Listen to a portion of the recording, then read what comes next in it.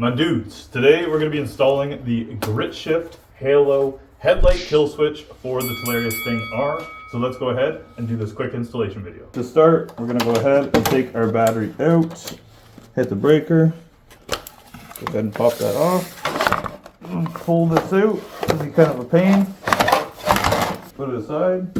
Next, what we need to do is we're going to chase the headlight wire. So we're going to chase the wire. It's this big boy down here. So we're going to find that in here. So if we look in here, I believe this is it right here. Just got to try and pull it out of this spot here. There it is right there. Alright, so to release this connector here, we're probably just going to push down. Yep, just like that. As we can see, we got both sides open now. Now we're going to open this up, pull it out.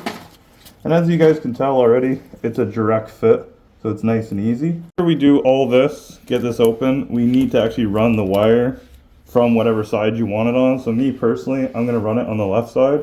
So we're going to have to remove that key ignition cover here. So there's 2 bolts down there, 2 screws. And we're going to check what size they are. So they are a 3mm hex. We're just going to go ahead and loosen these off. Yes, I have Allen keys, and it's going to be horrible. It's going to take a minute. Okay, so we moved the ignition cylinder aside here, pushed it off to the side.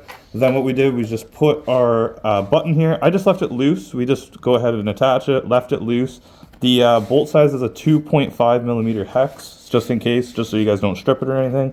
Then we ran the wire around the side of the fork, followed these wires here, so basically like that, and then we're going to put these 2 connectors down through where the ignition actually plugged in there. So we're going to pull through like that and pull it down here. Now what we're going to do, there's lots of wires exposed and fun in here. Now what we're going to do is we're going to match this guy up with this one in here like that, and then we're going to match this guy up with that one like that. So there you go, that's all connected and ready to go. Now go ahead and do your cable management, tuck it all in. I'll skip that part because it's going to take me a minute. Alright, so once you go ahead and tuck your wires all back in like this, you're good to go. We're going to close the battery cover, we're going to reinstall the ignition. We'll make sure you tuck that wire underneath of the ignition in the front, so that way it sits nice and flush. Alright, just like that, and then we're going to go ahead and screw in those bolts. Now one thing here, you can see this cable here is kind of slopping around. It's really cold out right now, so what I'm going to do is just kind of probably leave it for a little bit, maybe zip tie it to these other cables so it kind of sticks a little bit nicer. Alright, and there we go. It looks pretty clean. It's back together. Now once you find out where you want to have your switch, I'm thinking it like right here, that way I can easily access it from my thumb. Go ahead and tighten these 2 screws down. Now back to the battery. I'm going to pop open our cover, move this harness to the side, our connector. There you go. Then we're going to plug our battery back in, just like that. Switch the breaker on, and then close the lid. Boom. All right, now we're going to start the bike up. Now come to the front here. As you can see, we got our working headlight switch.